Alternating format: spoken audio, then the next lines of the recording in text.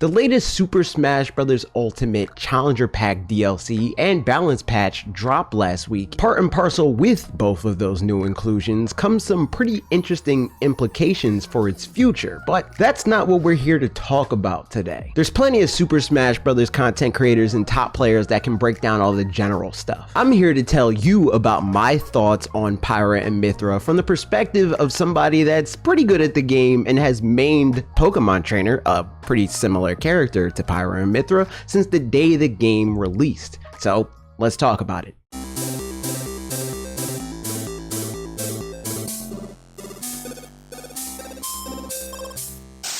As a Pokemon Trainer player, my thoughts on Pyra and Mythra and how to play them are pretty different from what a lot of people's knee-jerk reactions or even Nintendo's handling of the characters seems to be. I don't view these characters as two separate entities with one being definitively better than the other. They just have different use cases, just in the same way that I always found the concept of Charizard mains or Ivysaur mains to be bizarre. These characters were designed as one and are best played when the strengths of the combined movesets and abilities are utilized in tandem. Now, of course, people are flawed and it's easier to understand characters when you boil them down to basic mechanics. So just know that the super distilled flowchart when playing against a player that is competent and is using a character with decent enough frame data, essentially meaning the character's attacks come out fast, don't last for too long, and are big enough to consistently land, Mythra will probably be on the screen more often than not. But at the end of the day, the optimal flowchart seems to be win neutral with Mythra and continue to push advantage with her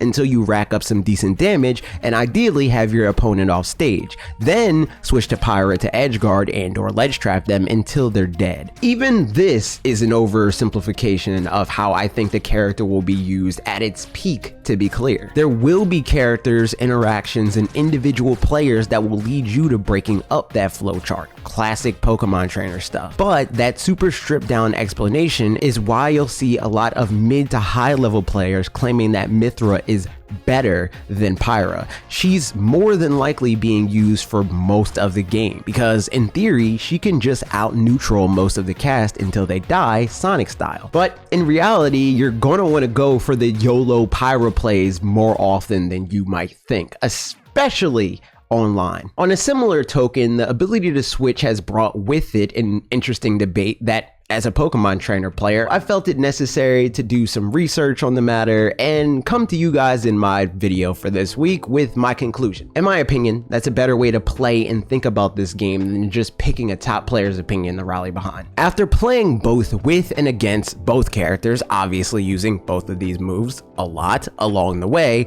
I can conclude that despite initial impressions from its visuals, Pyra and Mythra's switch isn't the improvement many, myself included, suspected it could be. Why is that? Well, let's start with what it does well. For starters, the best thing about Pyra and Mythra's variant of the move that separates it from Pokemon Change in a positive way is most obviously the fact that there's only two characters, so the likelihood that you'll be put in a position where you're stuck on a character that isn't ideal for a given interaction is all but eliminated since there's no middleman taking up space on your way from one character to another. Next, their switch allows you to keep your aerial momentum mid-switch. So in theory, when done right, you can seamlessly close in on an opponent with Mythra's superior mobility, jump forward or away for the mix-up, and then hit hard with Pyra without missing a beat. Also, there's no cooldown on the switch, so you can go back and forth as much as you want without a problem. Finally, as far as the length of the move is concerned,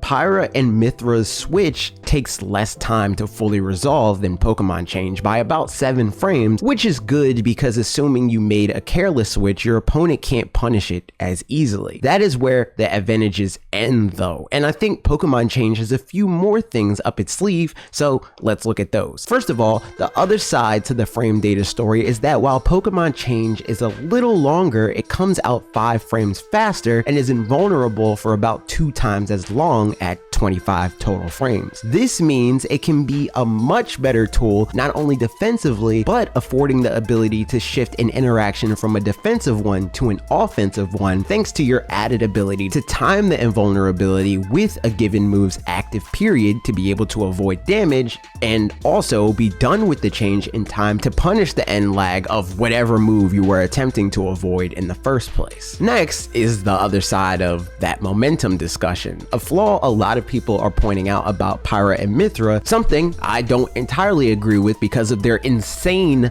base stats, is what many are describing to be a lackluster recovery. That's something that Pokemon Trainer and Smash Ultimate never had to deal with because of Pokemon change. When PT switches Pokemon, the characters all stall in the air for a bit, and they all keep their double jump for use when recovering. This means that a typical recovery from Pokemon Trainer is using Squirtle's aerial mobility and/or side B to get as close to the edge as possible, jumping if necessary, switching to Ivysaur, using their jump, up being toward ledge, and if that still isn't enough to get to ledge, switching the Charizard, jumping again, and then up being again if necessary. Again, this obviously has defensive applications, but almost more importantly than that, it has a lot of offensive applications as well in the edge guarding department, switching up your recovery for reversals from being in disadvantage to being in the advantage state and potentially even killing your opponent on your way back to stage.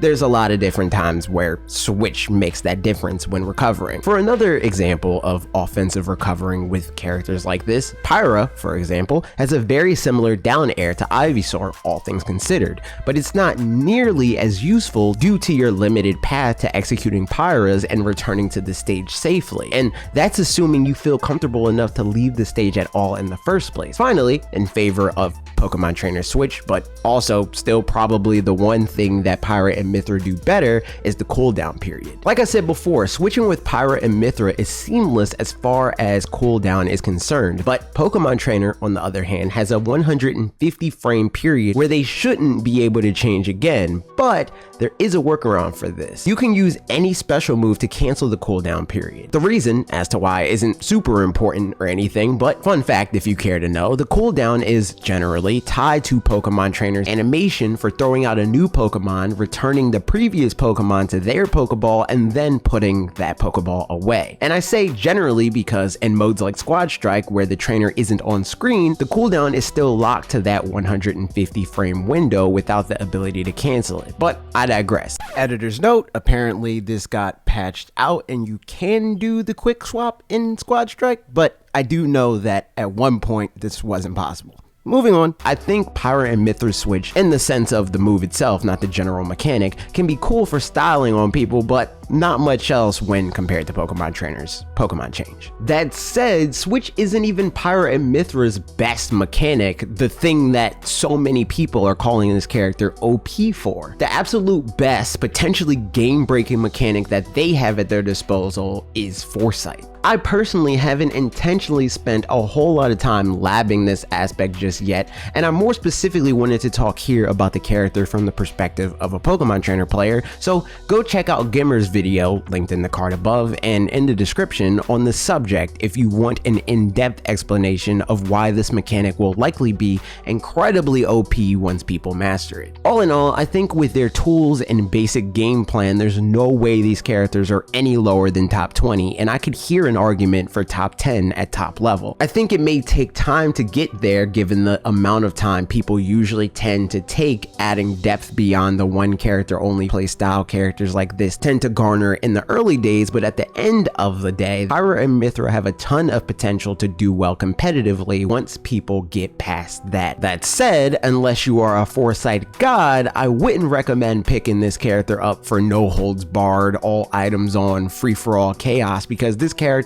does not do very well in that environment from what I've played and seen, especially if you're on the casual side. In summary, Pyra and Mythra to me are very interesting additions to the Super Super Smash Bros. Ultimate roster. Fighters that I intend to add to my rotation of characters. They might not be mains or even secondaries, but they're definitely going to be a character that I pull out every once in a while to show off the fact that they're cool and I enjoy using them. I love using characters that allow me to adapt hard in the moment to whatever my opponent throws at me. I think their design is fantastic, and I hope we see more characters in this vein, both directly, cough cough, Galarian Pokemon trainer, and indirectly in the sense that I'd love to see the Super Smash Bros. Ultimate team continue on this trend the DLC is setting, with every character, with the exception of the Minecraft edition, being competitively viable in Fighter Pass 2. But those are my thoughts. What do you think about Pyra and Mythra? Do you plan to play them? Are you excited to learn to fight them? Or are you completely uninterested and just watch this video because you enjoy listening to me talk? Either way, I want to know the answer to all of that, as well as the fun question for today: what is better, apples or oranges? You will be judged for your answer. Thank you for watching this video. I hope you enjoyed it. If you did, I would appreciate it if you shared it with a friend that also likes Super Smash Bros. Ultimate, wants to check out Mythra and Pyra, or possibly maybe they'll like listening to my voice too. If you haven't already, be sure to subscribe and ring the bell for 2 videos on this channel every week, usually at 4 p.m. Eastern time. Again, ring the bell so you know when anything goes live. Okay, that's it for me. See you next week.